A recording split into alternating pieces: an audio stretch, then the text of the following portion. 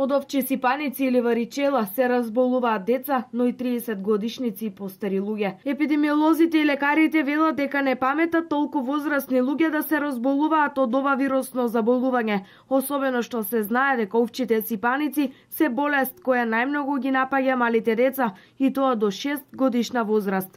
Ако лани имало 76 заболени, оваа година бројката пораснала за 10 ново заболени. Симптомите за сипаниците се и доста препознатливи, вели доктор Грков. Значи се јава екземи, промени на кожата, кои што има во налет, почнува од главата па према нозете и се јавува 4 стадиуми. Сите 4 стадиуми се присутни за време на заболувањето.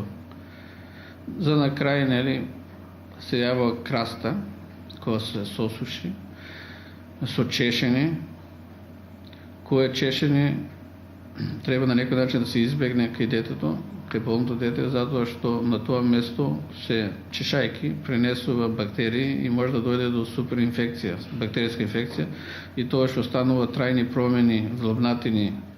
Долго време во овие краеви традиција било, кога децата заболувале од овча сипаница, родителите намерно ги мешале здравите деца со заболените, за болеста полесно да се преброди. Ако не прележе за време на детството човек, а се инфицира во постари години, дека прележува заболување слично на варичелата, кое што е многу потешко од варичелата. Затоа има една со традиција створена мерка да луѓето го носат во контакт на здравото детенце со болното дете како би прележало во детската возраст. Значи да прележе за тоа што во тој период е болеста многу полесна.